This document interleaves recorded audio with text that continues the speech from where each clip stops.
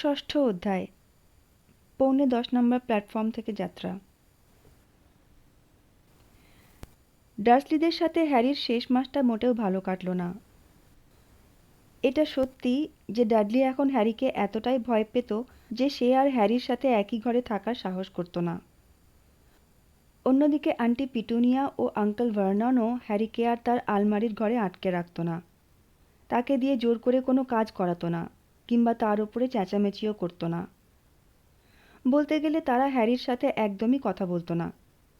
রাগে এবং ভয়ে তারা এমন আচরণ করত যেন হ্যারি আসলে নেই। যদিও অনেক দিক থেকে এটা একটা ভালো পরিবর্তন ছিল, তবুও কিছুদিন পর থেকে বিষয়টা হ্যারির কাছে একটু বিরক্তিকর হয়ে উঠল। হ্যারি তার নতুন প্যাঁচাটাকে সঙ্গী করে নিজের ঘরেই সময় কাটাতে লাগলো। সে প্যাঁচাটার নাম রেখেছে হেডউইগ। এমন একটা নাম যা সে খুঁজে পেয়েছিল জাদুর ইতিহাস নামক বইটাতে। তার স্কুলের বইগুলো ছিল বেশ মজার। সে বিছানায় শুয়ে গভীর রাত পর্যন্ত সেই বইগুলো পড়ত, আর হেডউইগ তার খেয়াল খুশি মতো খোলা জানলা দিয়ে ঘরের ভেতর বাইরে যাওয়া আসা করত। ভাগ্য ভালো যে আন্টি পিটুনিয়া আর তার ঘরটা ভ্যাকিউম ক্লিনার দিয়ে পরিষ্কার করতে আসতো না, কারণ হেডউইগ প্রায়ই বাইরে থেকে মরা ইঁদুর ধরে নিয়ে আসতো। প্রতি রাতে ঘুমোতে যাওয়ার আগে হ্যারি দেওয়ালে আটকানো একটা কাগজের টুকরোয় লেখা একটা করে দিন কেটে দিত। এভাবেই সে 1 সেপ্টেম্বর আসার দিন গুনছিল।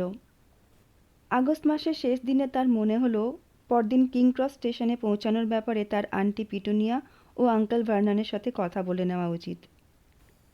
তাই সে নিচে বসার ঘরে গেল, যেখানে তারা টেলিভিশনে একটা কুইজ কম্পিটিশন দেখছিল। নিজের উপস্থিতি জানান দিতে সে একটু কাশল, আর অমনি ডাডলি চিৎকার করে ঘর থেকে দৌড়ে পালালো। Uncle Vernon. আঙ্কেল ভার্নন একটা অস্ফুট শব্দ করে বুঝিয়ে দিলেন যে তিনি কথা শুনছেন।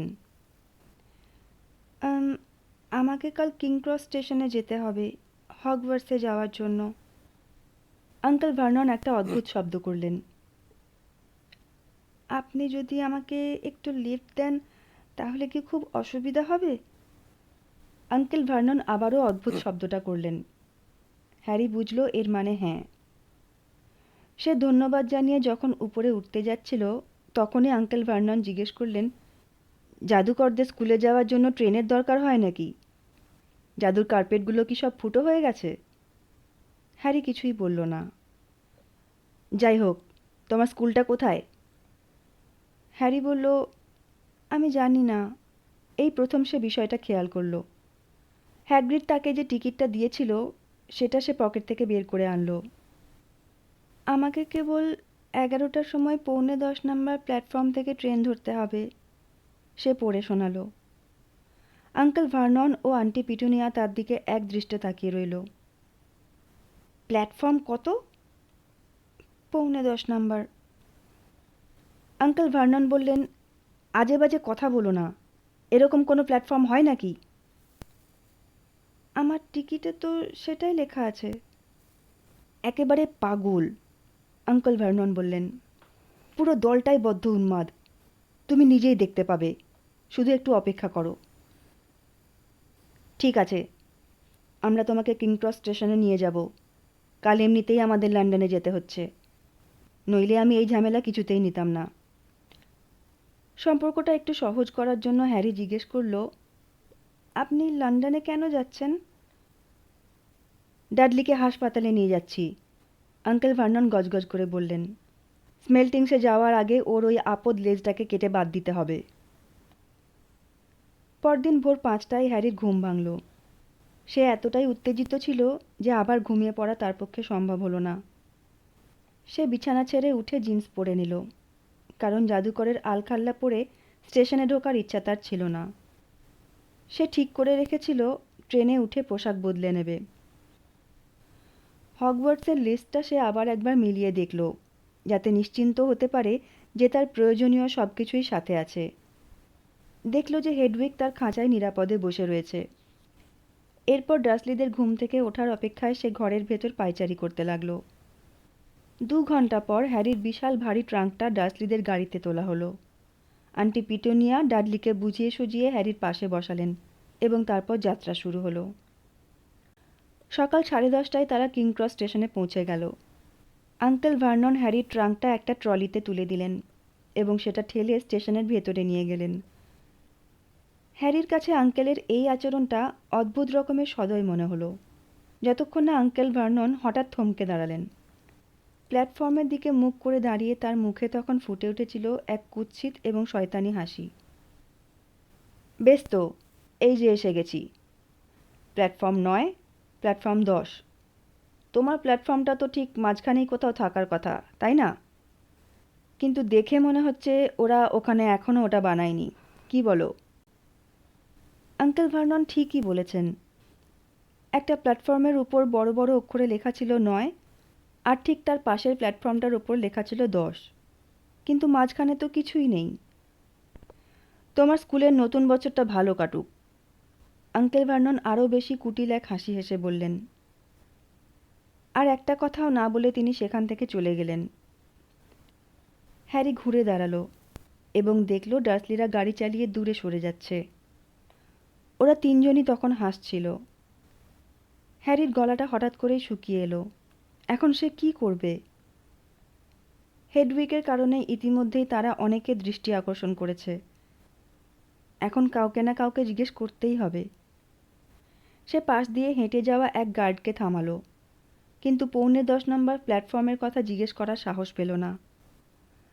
গার্ডটা হগওয়ার্টসের নাম কখনো শোনেইনি, আর হ্যারি যখন তাকে এটুকুও বলতে পারল না যে সেটা দেশের ঠিক কোন প্রান্তে অবস্থিত, তখন গার্ডটা বিরক্ত হতে শুরু করলো, যেন হ্যারি ইচ্ছে করেই তাকে জ্বালাতন করছে। উপায়ান্তর না দেখে হ্যারি 11টার সময় ছেড়ে যাওয়া ট্রেনের খোঁজ করল, কিন্তু গার্ডটা জানালো যে ওই সময় কোনো ট্রেনই নেই। শেষমেশ তার সময় নষ্ট করার জন্য বিড়বিড় করতে করতে গার্ডটা হনহন করে হেঁটে চলে গেল। হ্যারি তখন নিজেকে শান্ত রাখার আপ্রাণ চেষ্টা করছিল। অ্যারাইভালসের বোর্ডের উপর টাঙানো বিশাল ঘড়িটা অনুযায়ী হগওয়ার্টসগামী ট্রেনে ওঠার জন্য তার হাতে আর মাত্র 10 মিনিট সময় বাকি ছিল। অথচ কিভাবে ট্রেনে উঠতে হবে সে সম্পর্কে তার বিন্দুমাত্র ধারণা ছিল না। এত বড় একটা রেল স্টেশনের মাঝখানে তখন সে পুরোপুরি আটকা পড়ে গেছিল। সাথে ছিল এমন একটা সুটকেস যা সে ঠিকমতো তুলতেও পারছিল না, পকেট ভর্তি জাদুকরি মুদ্রা এবং একটা বিশাল প্যাঁচা। হ্যাগ্রিড নিশ্চয়ই তাকে এমন কোনো কাজের কথা বলতে ভুলে গেছে যেটা অত্যন্ত জরুরি ছিল, যেমন ছিল ডায়গন অ্যালিতে প্রবেশের জন্য বাম দিকের তৃতীয় ইটটায় টোকা দেওয়া। হ্যারি ভাবল, তার কি তবে নিজের জাদুদণ্ডটা বের করে প্ল্যাটফর্ম 9 আর 10-এর মাঝখানে থাকা টিকিট চেকারের কাউন্টারটাতে টোকা দেওয়া উচিত? ঠিক সেই মুহূর্তে একদল মানুষ তার ঠিক পিছন দিয়েই হেঁটে গেল। তাদের কথাবার্তার দু একটা শব্দ হ্যারির কানে এলো। জায়গাটা বড্ড মাগলদের ভিড়ে ঠাসা। হ্যারি তাড়াতাড়ি ঘুরে দাঁড়ালো।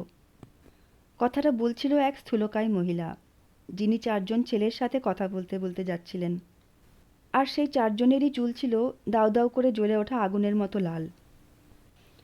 তারা প্রত্যেকেই হ্যারির মতোই একটা করে সুটকেস বা ট্রাঙ্ক নিজেদের সামনে ঠেলে নিয়ে যাচ্ছিল, আর তাদের সাথে ছিল একটা প্যাঁচাও। বুকটা ধুকপুক করছিল হ্যারির। সে তাদের পিছু পিছু নিজের ট্রলিটা ঠেলে নিয়ে চলল। তারা থমকে দাঁড়ালো, আর হ্যারিও ঠিক তাদের পেছনেই থেমে গেল, এতটা কাছে যে তারা কি বলছে সে স্পষ্ট শুনতে পাচ্ছিল। আচ্ছা, কত নাম্বার প্ল্যাটফর্ম যেন? মহিলা জানতে চাইলেন। 9:45 নাম্বার প্ল্যাটফর্ম। একটা ছোট্ট মেয়ে, যার চুলগুলো ছিল লালচে রঙের এবং তার মায়ের হাত ধরেছিল, চড়া গলায় বলে উঠল, মা, আমি যাব না। তোমার এখনও সেই বয়স হয়নি জিনি, এখন চুপ করে থাকো। ঠিক আছে পার্সি, তুমি আগে যাও। ছেলেগুলোর মধ্যে যাকে সবচেয়ে বড় মনে হচ্ছিল সে প্ল্যাটফর্ম 9 আর 10-এর মাঝখানের দিকে এগিয়ে গেল। হ্যারি একদৃষ্টে তাকিয়ে রইল। চোখের পলক ফেলতেও ভয় হচ্ছিল তার, পাছে কোনো দৃশ্য তার নজর এড়িয়ে যায়। কিন্তু ছেলেটা যেই না দুটো প্ল্যাটফর্মের মাঝখানের দেওয়ালের কাছে পৌঁছালো, অমনি একদল পর্যটক হুড়মুড় করে তার সামনে এসে ভিড় করে দিল, আর শেষ পর্যটকের পিঠের ব্যাগটা সরে যেতে যেতেই দেখা গেল ছেলেটা ততক্ষণে উধাও হয়ে গেছে। ফ্রেড, এবার তুমি যাও, স্থূলকায় মহিলাটা আবার বললেন। ছেলেটা বলল, আমি ফ্রেড নই, আমি জর্জ। তুমি কি সত্যিই আমাদের মা? তুমি কি দেখে বুঝতে পারছো না যে আমি জর্জ? ওহো, সরি জর্জ। আমি মজা করছিলাম, আমিই ফ্রেড, ছেলেটা বলল এবং হনহন করে চলে গেল। তার যমজ ভাই তাকে তাড়া দিয়ে বলল দ্রুত আসতে, আর এক মুহূর্ত পরেই সে অদৃশ্য হয়ে গেল। কিন্তু সে এটা করল কিভাবে? এবার তৃতীয় ভাইটা দ্রুত পায়ে সেই দেওয়ালের দিকে এগিয়ে যাচ্ছিল। সে প্রায় পৌঁছেই গিয়েছিল, আর ঠিক তখনই একেবারে আকস্মিকভাবে তাকে আর কোথাও দেখা গেল না। আর কোনো উপায় না দেখে হ্যারি সেই স্থূলকায় মহিলাকে বলল, ক্ষমা করবেন। হ্যালো, তিনি বললেন। হগওয়ার্টসে প্রথমবার এসেছো? হ্যাঁ, হ্যারি বলল। আমার রনও তো নতুন যাচ্ছে। তিনি তার ছেলেদের মধ্যে সবচেয়ে ছোট ছেলেটির দিকে ইশারা করে বললেন। সে ছিল লম্বা, পাতলা আর ছিপছিপে গড়নের, মুখে তিল, বড় বড় হাত পা আর লম্বা একটা নাক। আসলে আমি জানি না কিভাবে প্ল্যাটফর্মে কি করে উঠতে হয়, তিনি সদয়ভাবে বললেন। অমনি হ্যারি মাথা নাড়ল। তিনি বললেন, চিন্তা করো না, তোমাকে শুধু প্ল্যাটফর্ম 9 আর 10-এর মাঝখানের দেওয়ালটার দিকে সোজা হেঁটে যেতে হবে। থামবে না, আর ভয়ও পাবে না যে তুমি ওটার সাথে ধাক্কা খাবে। এটা খুবই জরুরি। তোমার যদি এতটুকুও ভয় লাগে তবে তুমি দৌড়ে চলে যাও। যাও, রনের আগে তুমিই যাও। ঠিক আছে, হ্যারি বলল। সে তার ট্রলিটা ঘুরিয়ে নিল এবং দেওয়ালটার দিকে এক দৃষ্টে তাকিয়ে রইল। ওটা দেখতে বেশ শক্তপোক্তই মনে হচ্ছিল। সে সেটার দিকে হাঁটতে শুরু করলো। প্ল্যাটফর্ম 9 আর 10-এর দিকে যাওয়ার পথে লোকজন তাকে ধাক্কা দিচ্ছিল। হ্যারি হাঁটার গতি বাড়িয়ে দিল। সে সোজা ওই দেওয়ালটায় সজোরে আছড়ে পড়তে যাচ্ছিল, আর তেমনটা হলে সে নিশ্চিত বিপদে পড়ত। তাই নিজের ট্রলিটার ওপর সামনের দিকে ঝুঁকে সে তীব্র গতিতে দৌড়াতে শুরু করলো। দেওয়ালটা ক্রমশ তার আরও কাছে চলে আসছিল। তার পক্ষে থামা আর সম্ভব ছিল না। ট্রলিটা তার নিয়ন্ত্রণের বাইরে চলে গেল। সে এখন মাত্র 1 ফুট দূরে। ধাক্কা লাগার জন্য প্রস্তুত হয়ে সে চোখ বুজে ফেলল, কিন্তু তেমন কিছুই হলো না। সে দৌড়তেই থাকলো।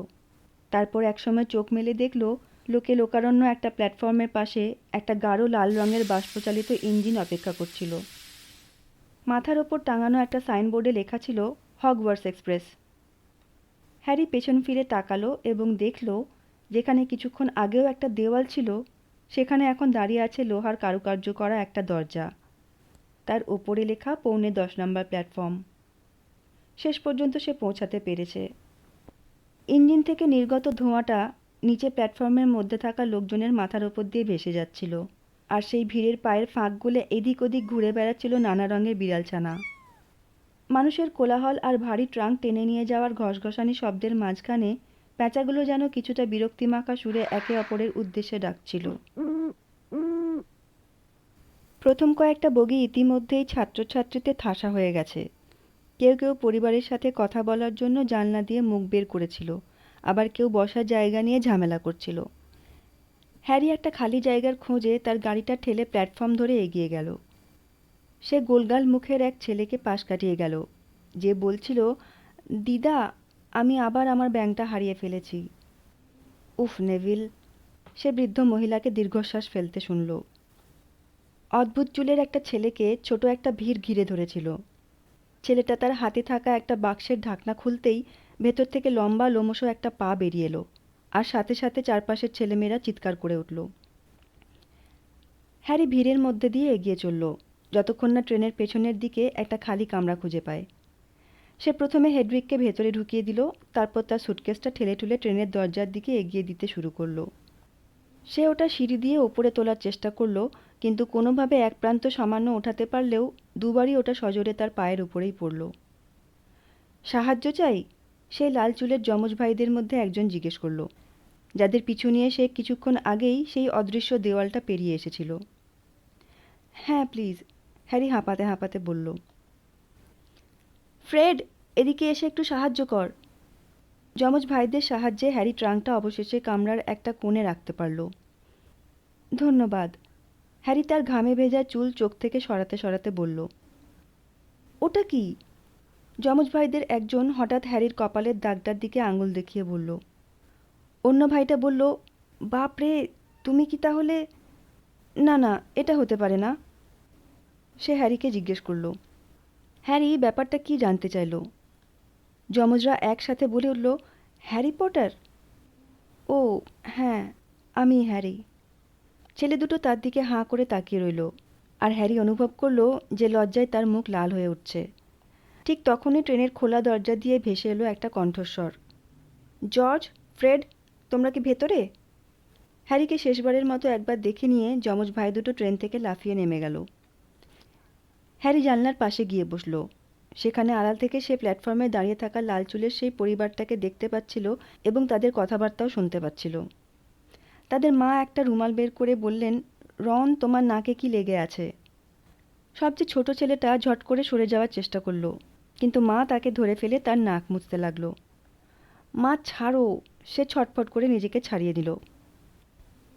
আহা, ছোট রনির নাকে কি কিছু লেগেছে? যমজ ভাই দুটো তাকে রাগাবার জন্য বলল। চুপ করো, রন বলল। পার্সি কোথায়? তাদের মা জিজ্ঞেস করলেন। ওই তো আসছে। বড় ছেলেটা দ্রুত পায়ে হেঁটে সামনে এসে দাঁড়ালো। সে ততক্ষণে তার ঢিলেঢালা কালো হগওয়ার্টসের পোশাকটা পরে ফেলেছিল। হ্যারি লক্ষ্য করলো তার বুকের ওপর লাল সোনালি রঙের একটা ব্যাজ লাগানো, যার ওপর পি অক্ষরটা লেখা আছে। বেশিক্ষণ থাকতে পারবো না মা, সে বলল। আমি একদম সামনের দিকে থাকবো। প্রিফেক্টদের জন্য আলাদা দুটো কামরা রাখা হয়েছে। পার্সি কেন নতুন জামা পেল? যমজ ভাইদের একজন বলল। কারণ ও একজন প্রিফেক্ট, তাদের মা বলল। বেশ, তোমাদের নতুন বছরটা ভালো কাটুক। ওখানে পৌঁছাবার পর আমাকে একটা প্যাঁচা পাঠিয়ে দিও। তিনি পার্সির গালে চুমু খেলেন এবং পার্সি বিদায় নিল। এরপর তিনি যমজ ভাইদের দিকে ফিরলেন। এবার শোনো তোমরা দুজন, এই বছর কিন্তু ভদ্রভাবে চলবে। আমি যদি আর একটাও প্যাঁচা পাই যাতে লেখা থাকে যে তোমরা কোনো টয়লেট উড়িয়ে দিয়েছো। টয়লেট উড়িয়ে দিয়েছি? আমরা তো কখনোই কোনো টয়লেট ওড়াইনি। তবে বুদ্ধিটা কিন্তু দারুণ। থ্যাংক ইউ মা। এটা মোটেও হাসির বিষয় না। আর রনের খেয়াল রেখো। চিন্তা করো না মা, ছোট্ট রনি আমাদের কাছে নিরাপদেই থাকবে। চুপ করো, রন বলল। সে ইতিমধ্যেই যমজ ভাইদের সমান লম্বা হয়ে উঠেছিল, আর তার নাকটা তখনও গোলাপি হয়েছিল, ঠিক যেখানে তার মা রুমাল দিয়ে মুছে দিয়েছিল। ও মা, জানো কি হয়েছে? বলো তো, ট্রেনে আমরা এইমাত্র কাকে দেখলাম? হ্যারি চটজলদি পেছনে সরে গেল, যাতে তারা তাকে তাকিয়ে থাকতে না দেখে ফেলে। স্টেশনে আমাদের পাশেই সেই কালো চুলের ছেলেটা ছিল, তাকে মনে আছে? জানো সে কে? কে? Harry Potter. হ্যারি সেই ছোট্ট মেয়েটার কণ্ঠস্বর শুনতে পেল। ও মা, আমি একবার ওকে দেখে আসি মা, প্লিজ। তুমি তো ওকে আগেই দেখেছো জিনি, আর বেচারা ছেলেটা তো কোনো চিড়িয়াখানার জন্তু নয়। তুমি সত্যি বলছো ফ্রেড? কিভাবে জানতে পারলে? ওকে জিজ্ঞেস করেছি, ওর কপালের চিহ্নটাও দেখেছি। ওটা সত্যিই বিদ্যুতের মতো দেখতে। তাদের মা বলল, বেচারা, ওর সাথে কেউ নেই, ও একা ছিল। প্ল্যাটফর্মের রাস্তা জিজ্ঞেস করার সময় ও কি নরমভাবে কথা বলছিল। মা, ওসব বাদ দাও। তুমি বলো, তোমার কি মনে হয় যার নাম নেওয়া বারণ তার মনে থাকবে ও কেমন দেখতে ছিল? তাদের মা তখন ভীষণ কড়া হয়ে গেলেন। আমি এইসব নিয়ে কথা বলতে বারণ করছি ফ্রেড, আর একবারও না। স্কুলের প্রথম দিনেই ওকে এটা মনে করিয়ে দেওয়ার কোনো দরকার নেই। ঠিক আছে, শান্ত হও। একটা হুইসেল বেজে উঠল। তাড়াতাড়ি করো, তাদের মা বললেন, আর তিন ছেলে হুড়মুড় করে ট্রেনে উঠে পড়ল। বিদায় জানাবার জন্য তারা জানলার বাইরে ঝুঁকে পড়ল, আর তাদের ছোট বোনটা কাঁদতে শুরু করলো। ট্রেনটা চলতে শুরু করলো।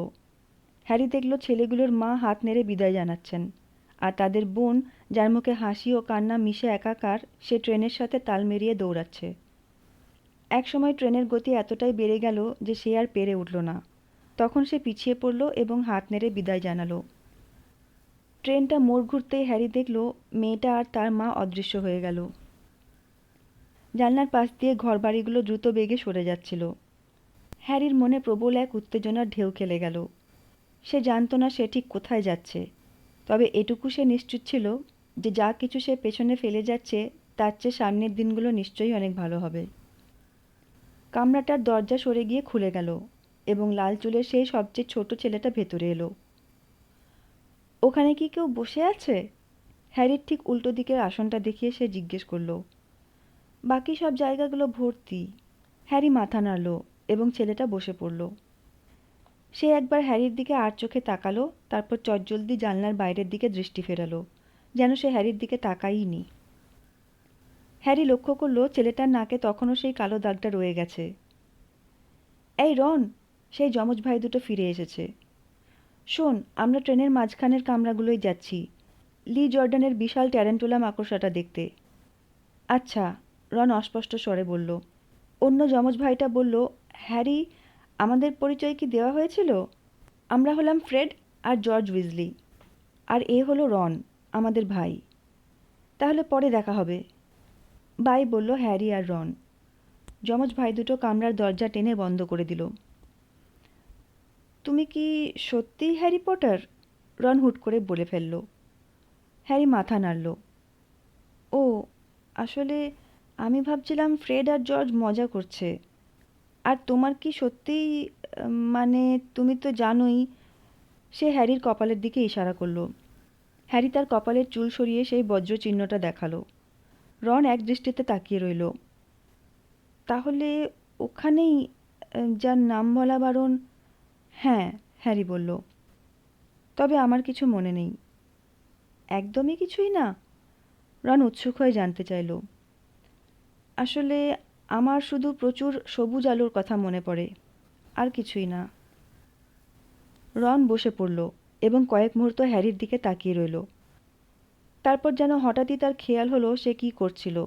সে চটজলদি আবার জানলার বাইরে তাকালো। তোমার পরিবারের কি সবাই জাদুকর? হ্যারি জিজ্ঞেস করল। হ্যারির কাছে রন ঠিক ততটাই কৌতূহলের ব্যাপার ছিল যতটা রনের কাছে হ্যারি। রন বলল, হ্যাঁ, আমার তো তাই মনে হয়। তবে মায়ের এক দূরসম্পর্কের ভাই আছে যিনি একজন অ্যাকাউন্টেন্ট। আমরা তার ব্যাপারে কোনো কথা বলি না। তার মানে তুমি নিশ্চয়ই ইতিমধ্যে অনেক জাদু জানো? উইজলি পরিবারটা প্রাচীন জাদুকর পরিবারদের একটা। ডাইগন অ্যালিতে সেই ফ্যাকাশে চেহারার ছেলেটা যে এদের কথাই বলছিল তা হ্যারির আর বুঝতে বাকি রইল না। আমি শুনেছি তুমি নাকি মাগলদের সাথে থাকতে? রন জিজ্ঞেস করল। ওরা আসলে কেমন? বাজে, মানে সবাই অবশ্য তেমন নয়। তবে আমার আঙ্কেল আন্টি আর কাজিন তেমনই। তোমার মতো আমারও যদি জাদুকর ভাই থাকতো। এমন 3জন ভাই। 5জন, রন বলল। কোনো এক কারণে তাকে বেশ বিষণ্ণ দেখাচ্ছিল। হগওয়ার্টসে যাওয়া আমাদের পরিবারের ষষ্ঠ সদস্য আমি। এক কথায় বলা যায় আমার ওপর সবার অনেক আশা। বিল আর চার্লি তো আগেই চলে গেছে। বিল ছিল হেড বয় আর চার্লি ছিল কুইডিচের অধিনায়ক। এখন পার্সি হয়েছে প্রিফেক্ট। ফ্রেড আর জর্জ যদিও সারাক্ষণ ফাজলামি করে বেড়ায়, তবুও ওরা পরীক্ষায় দারুণ ভালো রেজাল্ট করে। আর সবাই ওদের ভীষণ মজার মানুষ বলেই জানে। সবাই আশা করে আমিও ওদের মতোই ভালো কিছু করব। কিন্তু আমি যদি তা করেও ফেলি, তাতেও খুব একটা বাহাদুরি নেই। কারণ ওরা তো আগেই সেটা করে দেখিয়েছে। তাছাড়া 5-5টা ভাই থাকলে নতুন কোনো জিনিস পাওয়ার কোনো জো থাকে না। আমার কাছে আছে বিলের পুরনো পোশাক, চার্লির পুরনো জাদুকাঠি আর পার্সির পুরনো ইঁদুরটা। রন তার জ্যাকেটের ভেতর হাত ঢুকিয়ে একটা মোটাসোটা ধূসর রঙের ইঁদুর বার করে আনলো। ইঁদুরটা তখন গভীর ঘুমে আচ্ছন্ন ছিল। ওর নাম স্ক্যাবার্স। ও একেবারেই অকেজো। কখনো সখনোই ওর ঘুম ভাঙে। প্রিফেক্ট হওয়ার আনন্দে বাবা পার্সিকে একটা পেঁচা উপহার দিয়েছিল, কিন্তু আমার বাবার পক্ষে তো আর, মানে, তাই আমাকে ওর বদলে স্ক্যাবার্সকেই নিয়ে সন্তুষ্ট থাকতে হলো। রনের কান দুটো গোলাপি হয়ে উঠল। তার মনে হলো সে বোধহয় একটু বেশিই বলে ফেলেছে। তাই সে আবার জানলার বাইরে একদৃষ্টে তাকিয়ে রইল। হ্যারি অবশ্য মনে করতো না যে পেঁচা কেনার সামর্থ্য না থাকার মধ্যে কিছু লজ্জার আছে। আসলে 1 মাস আগেও তো তার জীবনে কোনো টাকা পয়সা ছিল না। আর হ্যারি রনকে ঠিক সেটাই খুলে বলল। কিভাবে তাকে ডাডলির পুরনো জামাকাপড় পরতে হতো এবং জন্মদিনে কখনোই ভালো কোনো উপহার জুটত না। শুনে রনের মনটা যেন কিছুটা ভালো হয়ে উঠল। আর হ্যাগ্রিড আমাকে না বলা পর্যন্ত জাদুকর হওয়া নিয়ে কিংবা আমার মা বাবা বা ভলডেমর্ট সম্পর্কে কোনো কিছুই আমি জানতাম না। রনের মুখ থেকে বিস্ময়ে একটা শব্দ বেরিয়ে এলো। কি হলো? হ্যারি জানতে চাইল। তুমি যার নাম উচ্চারণ করা বারণ, তার নামটা বললে, রন বলল। তার কণ্ঠস্বরে একই সাথে বিস্ময় আর মুগ্ধতার ছাপ ফুটে উঠল। আমি তো ভেবেছিলাম, আর যাই হোক, তুমি অন্তত এমনটা করবে না। হ্যারি বলল, আমি যে খুব সাহসী হওয়ার জন্য তার নামটা উচ্চারণ করলাম তা কিন্তু নয়। আমি আসলে জানতামই না যে ওটা বলা বারণ। বুঝতে পারছো আমি কি বলতে চাইছি? আমার যে কত কিছু শেখা বাকি। আমার তো মনে হয় আমিই ক্লাসের সবচেয়ে খারাপ ছাত্র। এই প্রথমবার সে এমন একটা কথা মুখে আনলো যা ইদানিং তাকে ভীষণ ভাবাচ্ছিল। না না, একদমই না। এমন অনেক ছাত্রছাত্রী আছে যারা মাগল পরিবার থেকে আসে, আর তারা বেশ তাড়াতাড়ি সব শিখে নেয়। ততক্ষণে ট্রেনটা তাদের লন্ডন শহর ছাড়িয়ে অনেক দূরে নিয়ে চলে এসেছে।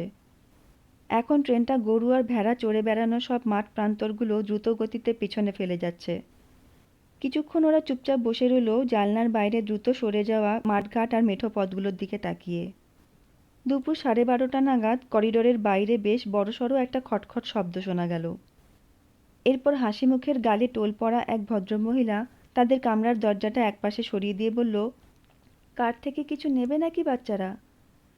হ্যারি সকাল থেকে কিছুই খায়নি। সে এক লাফে উঠে দাঁড়ালো, কিন্তু রনের কান দুটো আবারও গোলাপে হয়ে উঠল এবং সে ফিসফিস করে বলল সে সঙ্গে করে স্যান্ডউইচ নিয়ে এসেছে। হ্যারি করিডোরে বেরিয়ে এলো। ডার্সলিদের কাছে থাকাকালীন ক্যান্ডি কেনার মতো কোনো টাকা পয়সাই তার কাছে কোনোদিনই থাকতো না, আর এখন যেহেতু তার পকেটগুলো সোনার উপর মুদ্রার ঝনঝন শব্দে মুখরিত, তাই সে প্রস্তুত ছিল যতগুলো মার্স বার সে নিয়ে যেতে পারে ঠিক ততগুলোই কিনে ফেলতে। কিন্তু সেই মহিলার কাছে মার্স বার ছিল না।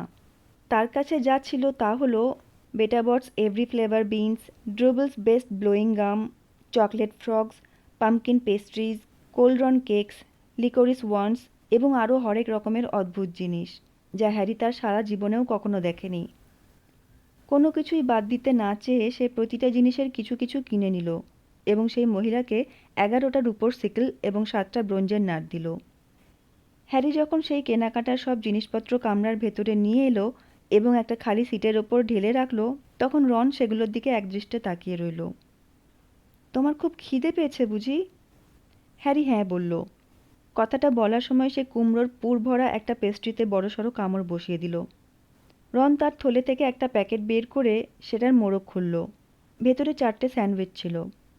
সে সেগুলোর একটা হাতে নিয়ে 2 টুকরো করে বলল, মা সবসময় ভুলে যায় যে আমি কর্নড বিফ পছন্দ করি না। হ্যারি একটা পেস্ট্রি উঁচিয়ে ধরে বলল, চলো আমার একটা পেস্ট্রির সাথে তোমার একটা স্যান্ডউইচ অদল বদল করি। নাও। তুমি এটা খেতে পারবে না। এটা একদমই ভালো না, খুব শুকনো। রন বলল। মায়ের হাতে আসলে খুব একটা সময় থাকে না। বুঝতেই তো পারছো, আমরা 5 ভাই বোন। আরে নাও না, একটা পেস্ট্রি খাও, হ্যারি বলল। এর আগে ভাগ করে খাওয়ার মতো কোনো খাবার তার কাছে কোনোদিনই ছিল না, কিংবা সত্যি বলতে ভাগ করে খাওয়ার মতো কেউই তার জীবনে ছিল না। রনের পাশে বসে হ্যারির পাওয়া সেই পেস্ট্রি, কেক আর ক্যান্ডিগুলো দুজন মিলে চেটেপুটে খাওয়ার সেই মুহূর্তটা হ্যারির কাছে ভীষণ সুন্দর মনে হলো। এদিকে স্যান্ডউইচগুলোর কথা ততক্ষণে তারা ভুলেই গেছিল। এগুলো কি? এক প্যাকেট চকলেট ফ্রক উঁচিয়ে ধরে হ্যারি রনকে জিজ্ঞেস করল। এগুলো তো আর সত্যি সত্যি ব্যাঙ নয়, তাই না? তার এখন এমন মনে হতে শুরু হয়েছিল যে কোনো কিছুই তাকে আর অবাক করতে পারবে না। রন বলল, না না, ব্যাঙ নয়। তবে দেখো তো তুমি কি কি কার্ড পেয়েছো। আমার কাছে এখনও অ্যাগ্রিপার কার্ডটা নেই। ও হ্যাঁ, তুমি তো এসব জানবে না। চকলেট ফ্রকগুলোর ভেতরে কার্ড থাকে, জাদুকরদের ছবির কার্ড, সংগ্রহ করার জন্য। আমার কাছে প্রায় 500টা কার্ড আছে, কিন্তু অগ্রিপা আর টলেমির কার্ডটা এখনও পাইনি। হ্যারি তার চকলেট ফ্রকটার মোড়ক খুলল এবং ভেতরের কার্ডটা হাতে তুলে নিল। কার্ডটাতে একজন পুরুষের ছবি ছিল। তার চোখে ছিল অর্ধচন্দ্রাকার চশমা, নাকটা ছিল লম্বা ও কিছুটা বাঁকা, আর মাথা ভর্তি ছিল রূপালি রঙের ঢেউ খেলানো চুল, দাড়ি ও গোঁফ। ছবিটার ঠিক নিচেই লেখা ছিল নামটা, অ্যালবাস ডাম্বলডোর। তাহলে ইনিই হলেন ডাম্বলডোর? হ্যারি বলে উঠল। এবার এটা বলো না যে তুমি ডাম্বলডোরের নাম কখনো শোনোইনি, রন বলল। আমাকে একটা চকলেট ফ্রক দেবে? হয়তো আমি অ্যাগ্রিপার ছবিটা পেতে পারি। Thank you. হ্যারি তার কার্ডটা উল্টে দেখল এবং পড়ল, অ্যালবাস ডাম্বলডোর, বর্তমানে হগওয়ার্টসের প্রধান শিক্ষক। অনেকের মতে আধুনিককালের সর্বশ্রেষ্ঠ জাদুকর ডাম্বলডোর। 1985 সালে অন্ধকার জাদুকর গ্রিন্ডেলওয়াল্ডকে পরাজিত করার জন্য, ড্রাগনের রক্তের 12টা ব্যবহার আবিষ্কারের জন্য এবং তার বন্ধু নিকোলাস ফ্ল্যামেলের সাথে রসায়ন বিদ্যার উপর কাজের জন্য বিশেষভাবে বিখ্যাত। অধ্যাপক ডাম্বলডোর চেম্বার মিউজিক শুনতে এবং টেনপিন বোলিং খেলতে ভালোবাসেন। হ্যারি কার্ডটা উল্টাতেই অবাক হয়ে দেখল ডাম্বলডোরের মুখটা উধাও হয়ে গেছে। উনি নেই, হ্যারি বলল। তাতে কি, উনি তো আর সারাদিন এখানেই বসে থাকবেন না, বলল রন। উনি আবার ফিরে আসবেন। না, আমি আবার ম্যারগানার কার্ডটা পেয়েছি। ওর প্রায় 6টা কার্ড আছে আমার কাছে। তোমার কি এগুলো লাগবে? তুমিও জমাতে পারো।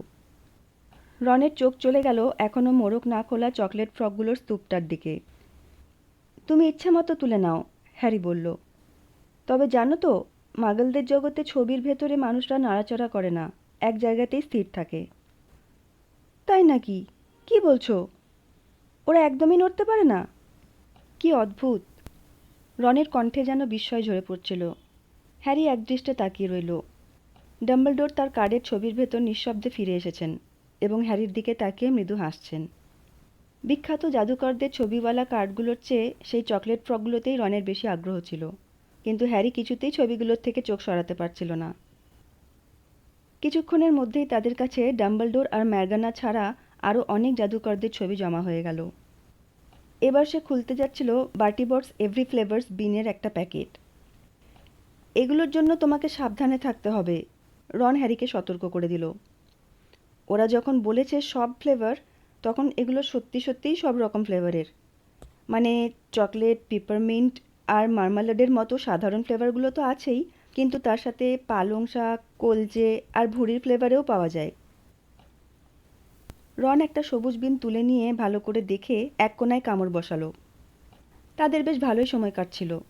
হ্যারি টোস্ট, নারকেল, বেকড বিনস, স্ট্রবেরি, কারি, ঘাস, কফি ও সার্ডিন সব কিছুরই স্বাদ পেল। এমনকি সাহস দেখিয়ে ধূসর রঙের একটা বিনও একটু কামড়ে খেয়ে দেখল, যেটা রন ছুঁয়েও দেখতে চায়নি। ওটা ছিল গোলমরিচ স্বাদের। জানলার পাশ দিয়ে দ্রুতবেগে সরে যাওয়া চারপাশের গ্রামীণ দৃশ্য এখন ক্রমশ আরও বুনো হয়ে উঠছিল। সেই সুবিন্যস্ত ক্ষেত খামারগুলো এখন আর চোখে পড়ছিল না। তার বদলে এখন সেখানে ছিল বনভূমি, আঁকাবাঁকা নদী আর গাঢ় সবুজ পাহাড়ের সারি। তাদের কামরার দরজায় টোকা পড়ল। 9:45 নম্বর প্ল্যাটফর্মে হ্যারি যে গোলগাল মুখের ছেলেটা দেখেছিল সেই ভেতরে এলো। তাকে দেখে মনে হচ্ছিল সে যেন কাঁদছে। সে বলল, দুঃখিত, কিন্তু তোমরা কি কোথাও কোনো ব্যাঙ দেখতে পেয়েছো? তারা যখন মাথা নেড়ে না জানালো, তখন সে ফুঁপিয়ে কেঁদে উঠল। আমি ওকে হারিয়ে ফেলেছি। ও বারবার আমার হাত থেকে ফসকে পালিয়ে যাচ্ছে। ওকে ঠিক খুঁজে পাবে, হ্যারি সান্ত্বনা দিয়ে বলল। হ্যাঁ, ছেলেটা অত্যন্ত বিষণ্ণ স্বরে বলল। যাই হোক, তোমরা যদি ওকে দেখতে পাও জানিও। এই বলে সে চলে গেল। জানি না ও কেন এত দুশ্চিন্তা করছে, রন বলল। আমি যদি সঙ্গে করে কোনো ব্যাঙ আনতাম, তবে যত তাড়াতাড়ি সম্ভব সেটাকে হারিয়ে ফেলতাম। অবশ্য আমি তো সঙ্গে করে স্ক্র্যাবার্সকে এনেছি, তাই এই ব্যাপারে আমার কথা না বলাই ভালো। ইঁদুরটা তখনও রনের কোলের উপর নিশ্চিন্তে ঘুমাচ্ছিল। গতকাল ওকে একটু ভালো দেখতে করার জন্য আমি ওকে হলুদ রঙে রাঙানোর চেষ্টা করেছিলাম, কিন্তু জাদুমন্ত্রটা কাজ করল না। দাঁড়াও দেখাচ্ছি, এই দেখো। সে তার ট্রাঙ্কের ভেতর হাতড়ে একটা অত্যন্ত জরাজীর্ণ জাদুর কাঠি বের করে আনলো। কাঠিটার জায়গায় জায়গায় ছিল ভাঙাচোরা দাগ, আর সেটার ডগায় সাদা রঙের একটা কি যেন টিকচিক করছিল। ইউনিকর্নের লোমগুলো তো প্রায় বেরিয়েই আসছে। যাকগে, সে যেইমাত্র তার জাদুকাঠিটা উঁচিয়ে ধরেছে, ঠিক তখনই কামরার দরজাটা আবারও সরে গিয়ে খুলে গেল। সেই ব্যাঙ হারানো ছেলেটা ফিরে এসেছে, তবে এবার তার সাথে রয়েছে আর একটা মেয়ে। মেয়েটা ইতিমধ্যেই তার নতুন হগওয়ার্টসের পোশাকটা পরে নিয়েছে।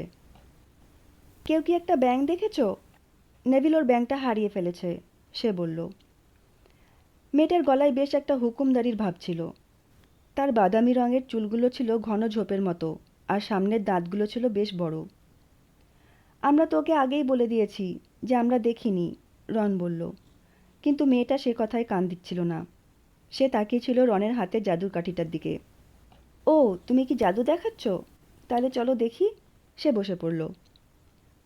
রন বেশ হকচকিয়ে গেল। আচ্ছা ঠিক আছে, সে গলা খাঁকিয়ে বলল। সূর্যের আলো, ডেজি ফুল, মধুর মাখন খাও, এই বোকা মোটা ইঁদুরটাকে হলুদ করে দাও।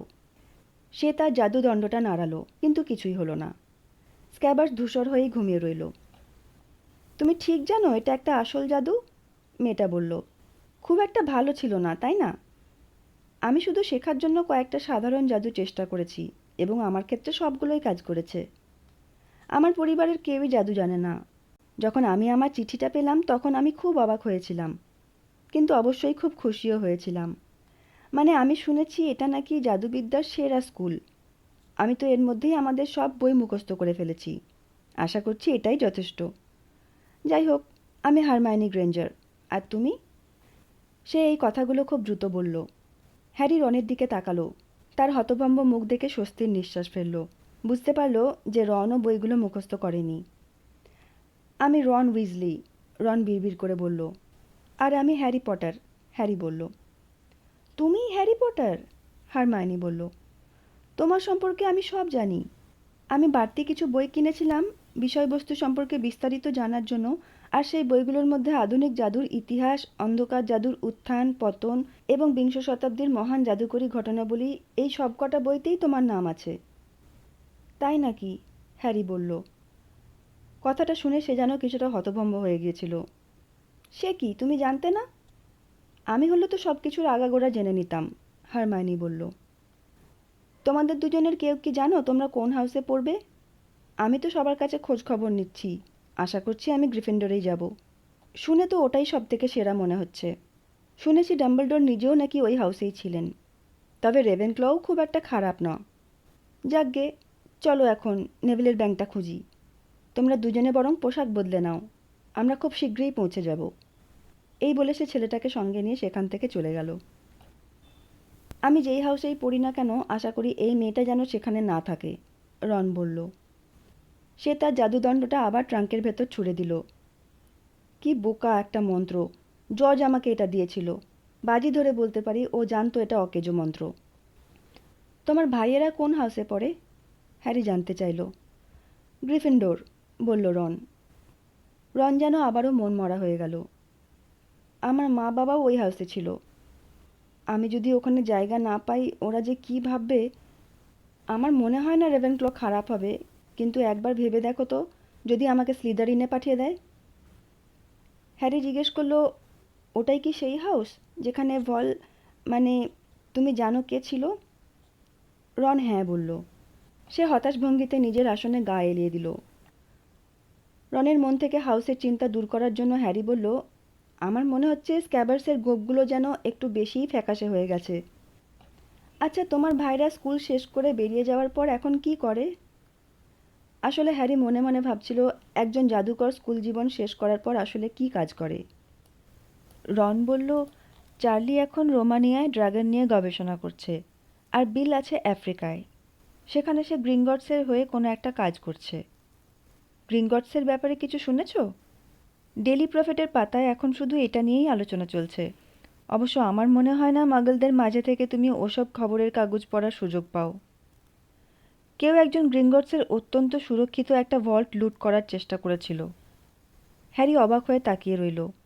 তাই নাকি? তারপর তাদের কি হলো? কিছুই না। আর ঠিক সেই কারণেই এটা এত বড় একটা খবর হয়ে দাঁড়িয়েছে। ওরা ধরা পড়েনি। আমার বাবা বলছিল গ্রিঙ্গটসের মতো জায়গায় নিরাপত্তা বেষ্টনী ভেদ করে ভেতরে ঢোকা নিশ্চয়ই কোনো অত্যন্ত শক্তিশালী কালো জাদুকরের কাজ। তবে গ্রিঙ্গটস কর্তৃপক্ষের ধারণা চোরেরা সেখান থেকে আসলে কিছুই চুরি করতে পারেনি। আর ঠিক এটাই হলো সবচেয়ে অদ্ভুত ব্যাপার। এই ধরনের ঘটনা ঘটলেই সবাই ভয়ে কুঁকড়ে যায়, যার নাম উচ্চারণ করা বারণ সেই লোকটা এর পেছনে আছে কিনা ভেবে। হ্যারি মনে মনে খবরটা নিয়ে নাড়াচড়া করল। যখনই ভলডেমর্টের কথা ওঠে তার গা শিউরে ওঠে। সে ভাবল জাদু জগতে প্রবেশ করার এটাই বোধহয় স্বাভাবিক দস্তুর। কোনো দুশ্চিন্তা ছাড়াই স্রেফ ভলডেমর্ট নামটা উচ্চারণ করাটা অনেক বেশি স্বস্তিদায়ক ছিল। তোমার প্রিয় কুইডিচ দল কোনটা? রন জানতে চাইল। হ্যারি বলল, আমি তো কোনো দলের নামই জানি না। সে কি? রন হতভম্ব হয়ে তাকিয়ে রইল। ও, ঠিক আছে, শোনো। এই বলে সে শুরু করলো। এটা পৃথিবীর শ্রেষ্ঠ খেলা। এই খেলায় 4টে বল আর প্রত্যেক টিমে 7 জন করে খেলোয়াড় থাকে। তার ভাইদের সাথে দেখা বিখ্যাত সব খেলার বর্ণনা দিতে লাগলো সে। আর বলতে লাগলো সেই ঝাড়ুটার কথা যা কেনার মতো টাকা থাকলে সে অবশ্যই কিনত। সে যখন হ্যারিকে খেলার খুঁটিনাটি বিষয়গুলো বুঝিয়ে বলছিল, ঠিক তখনই কামরার দরজাটা আবারও সরে গিয়ে খুলে গেল। তবে এবার আর সেই ব্যাঙ হারানো নেভিল কিংবা হারমায়োনি গ্রেঞ্জার নয়। ভেতরে ঢুকলো 3 জন ছেলে। আর হ্যারি মাঝখানের ছেলেটাকে দেখেই চিনে ফেলল এ তো সেই ফ্যাকাশে চেহারার ছেলেটা যাকে সে ম্যাডাম ম্যালকিনের পোশাকের দোকানে দেখেছিল। ডাইগন অ্যালিতে সে হ্যারির প্রতি যতটা আগ্রহ দেখিয়েছিল, এবার তার চেয়ে অনেক বেশি আগ্রহ নিয়ে হ্যারির দিকে তাকিয়েছিল। এটা কি সত্যি? সে জানতে চাইল। সারা ট্রেন জুড়ে সবাই বলাবলি করছে যে হ্যারি পটার নাকি এই কামরাতেই আছে। তাহলে তুমিই সেই হ্যারি, তাই তো? হ্যাঁ, বলল হ্যারি। সে অন্য ছেলেগুলোর দিকে তাকিয়েছিল। ওরা দুজনেই ছিল বেশ মোটাসোটা এবং দেখতে ছিল অত্যন্ত বদমেজাজি। ফ্যাকাশে চেহারার ছেলেটার দুপাশে দাঁড়িয়ে ওদের ঠিক বডিগার্ডের মতো দেখাচ্ছিল। ও, এ হলো ক্র্যাব আর এ হলো গোয়েল। হ্যারি কোন দিকে তাকিয়ে আছে তা লক্ষ্য করে ফ্যাকাশে চেহারার ছেলেটা বেশ উদাসীন ভঙ্গিতে বলল, আর আমার নাম ম্যালফয়, ড্রেকো ম্যালফয়। রন মৃদু একটা কাশি দিল। মনে হলো সেই কাশির আড়ালে সে হয়তো চাপা হাসি লুকাবার চেষ্টা করছিল। ড্রেকো ম্যালফয় তার দিকে তাকালো। আমার নামটা শুনে খুব হাসি পাচ্ছে, তাই না? তুমি কে সে তো আর জিজ্ঞেস করার দরকার নেই। আমার বাবা আমাকে বলেছিল, সব উইজলিদেরই লাল চুল আর মুখে তিল থাকে, আর তাদের পরিবারে সামর্থ্যের চেয়েও বেশি ছেলেমেয়ে থাকে। সে হ্যারির দিকে ফিরে তাকালো। তুমি শীঘ্রই বুঝতে পারবে যে কিছু জাদুকরের পরিবার অন্যদের চেয়ে উঁচু হয়, পটার। তুমি নিশ্চয়ই ভুল ধরনের মানুষের সাথে বন্ধুত্ব করতে চাইবে না। এ ব্যাপারে আমি তোমাকে সাহায্য করতে পারি। সে হ্যারির সাথে হাত মেলাবার জন্য নিজের হাতটা বাড়িয়ে দিল, কিন্তু হ্যারি সেই হাত ধরল না। বরং বেশ শান্তভাবেই বলল, আমার মনে হয় ভুল ধরনের মানুষ কারা তা আমি নিজে নিজেই চিনে নিতে পারবো। ধন্যবাদ। ড্রেকো ম্যালফয়ের ফ্যাকাশে গাল দুটোতে হালকা গোলাপি আভা ফুটে উঠল। আমি যদি তোমার জায়গায় থাকতাম তবে একটু সতর্ক হয়ে চলতাম, পটার, সে ধীর কণ্ঠে বলল।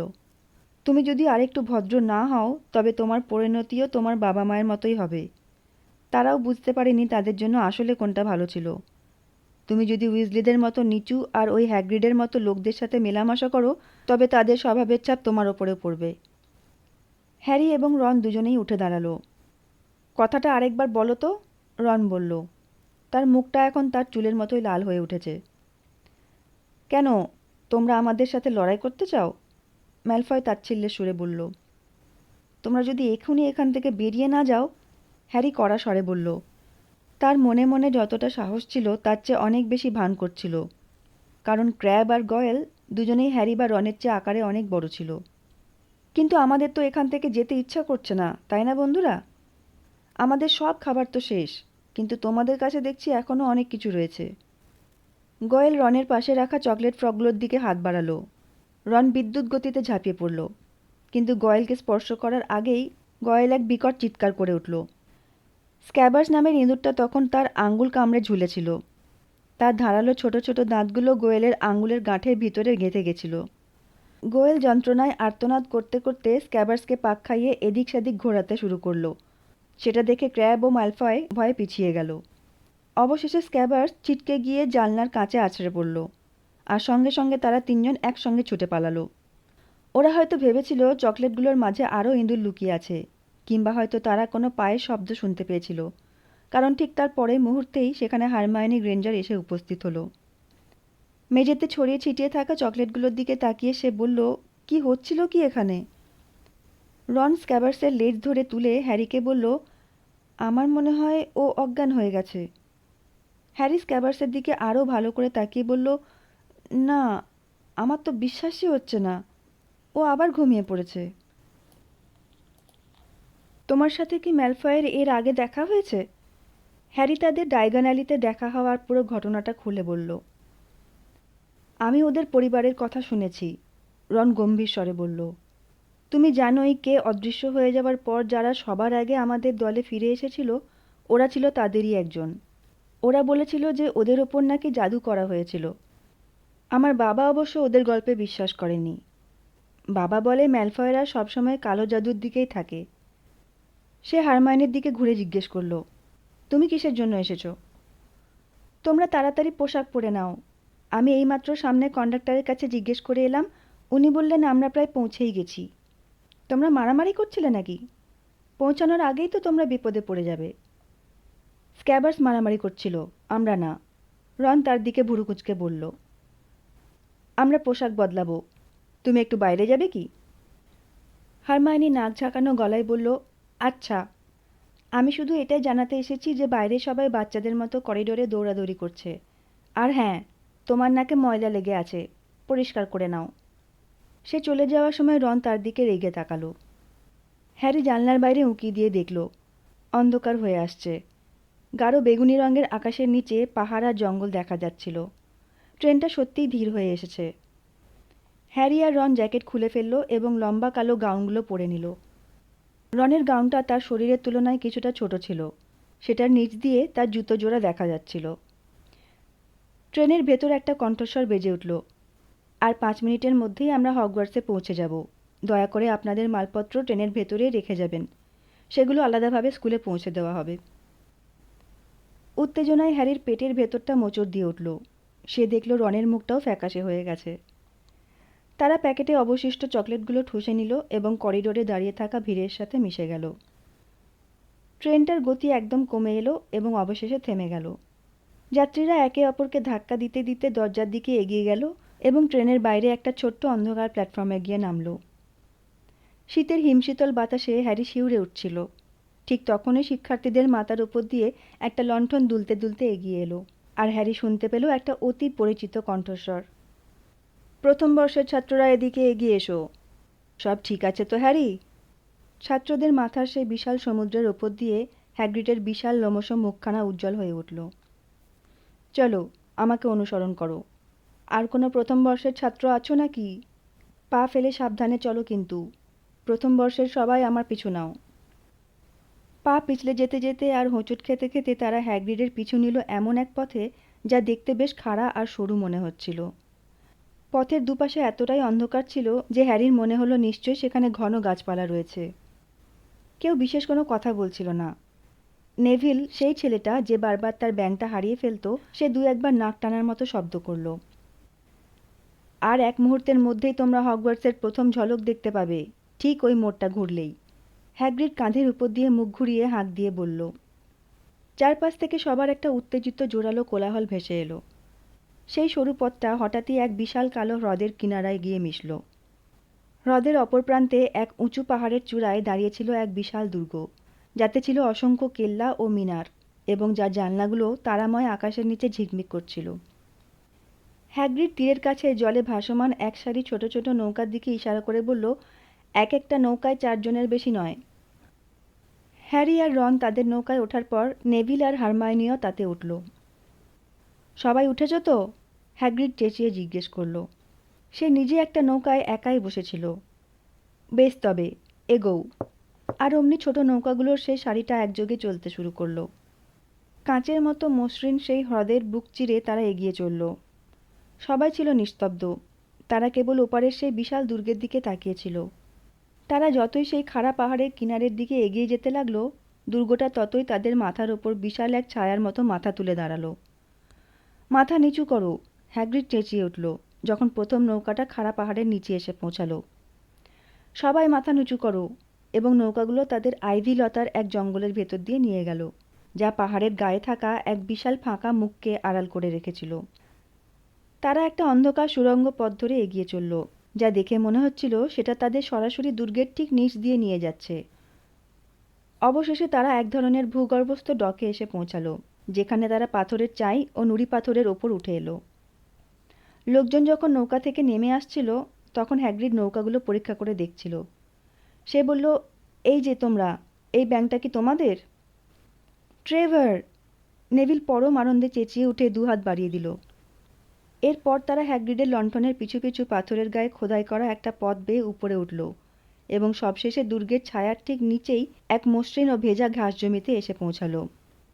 তারা পাথরের সিঁড়ি বেয়ে উপরে উঠল এবং দুর্গের সামনের বিশাল ওক কাঠের দরজার সামনে ভিড় জমালো। হ্যাগ্রিড জিজ্ঞেস করল, সবাই এসেছো তো? তারপর তার বিশাল হাতটা তুলল এবং দুর্গের দরজায় 3 বার টোকা দিল।